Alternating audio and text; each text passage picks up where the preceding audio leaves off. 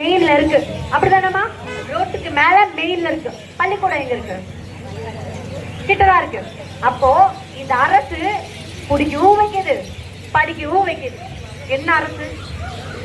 மக்களாகிய நம்ம தான் விழிச்சுக்கணும், விழிப்புணர்ச்சியோடு இருக்கணும். மாறி மாறி இந்த திருடுற கூட்டத்தை விடக்கூடாது.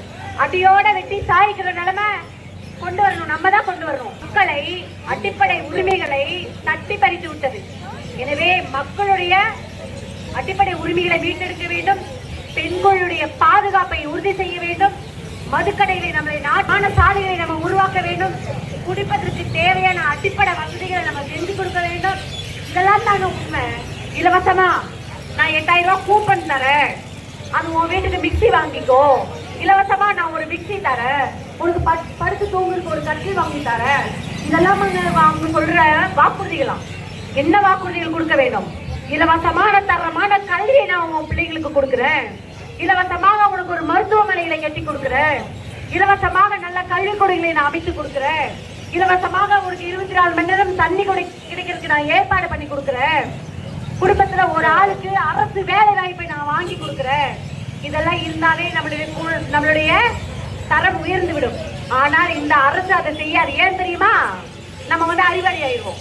அறிவாளியானா அவனால பிச்சை எடுக்க முடியாது. இதான் உண்மை. கொலை, கொள்ளை, பித்தலாட்டம், லஞ்சம், பெண் பாலியல் வன்கொடுமை இதான் நம்ம நாட்டில் நடந்து போயிட்டு இருக்கு.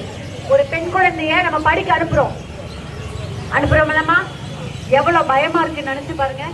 அந்த குழந்தை எந்த தப்புமே பண்ணியிருக்காது. நம்ம என்ன பண்ணுவோம்? ஒரு பெண் காணாம போயிட்டு ஒரு கம்ப்ளைண்ட் கொடுக்க எங்க போறோம்? காவல் அதிகாரிகிட்ட போறோம். அவரு விசாரிக்கிற முறையே வேற மாதிரி இருக்கு. விளாத்திக்குளம் சம்பவம் உங்களுக்கு தெரியும் இல்லையா? அந்த பெண்ணை பாலியல் வன்கொடுமை பண்ணி கொண்டுட்டாங்க. குற்றவாளியை கைது செய்துட்டாங்க. இதே அரேபிய நாட்டுல எல்லாம் என்ன நடக்கு? குற்றவாளி இவன் தெரிஞ்ச உடனே என்ன செஞ்சிடறாங்க?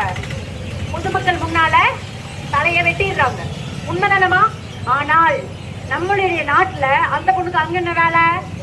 அந்த பொண்ணு ஏன் அங்க போனா, அந்த பொண்ணு ஏன் இங்க போனா, இப்படிதான் கேள்வி கேட்கிறாங்க. அந்த குற்றவாளிக்கு உடனடியாக சட்ட ரீதியாக ஏதாவது தண்டனை உடனடியாக வழங்கப்படுகிறதா? இல்லை.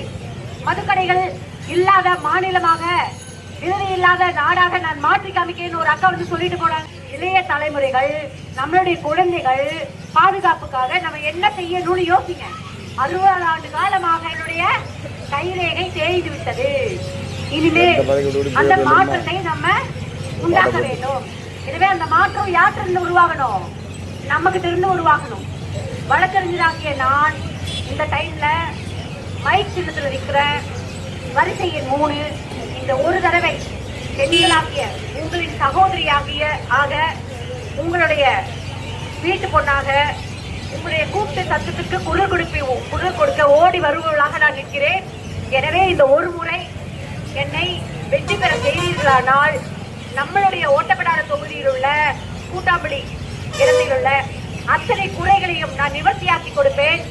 பெண்களுடைய பாதுகாப்பை உறுதி செய்ய சட்டங்கள், துரிதமான சட்டங்களை ஏற்படுத்த நம்மளுடைய சட்டமன்றத்தில் என் குரல் உங்கள் குரலாக ஓங்கி ஒலித்திட நீங்கள் ஒரு முறை எனக்கு வாக்கு செலுத்தி வெற்றி பெற செய்யுங்கள். அத்தனை குறைகளையும் நான் நிவர்த்தி செய்வேன். என்னால் முடியும். உங்கள் வீட்டு பிள்ளையாக என்னால் முடியும். நம்மளுடைய சின்னம் மைக் சின்னம் வரிசை எண் 3. இந்த ஒரு தடவை மாற்றத்தை நோக்கி பயணிப்போம். நன்றி, வணக்கம்.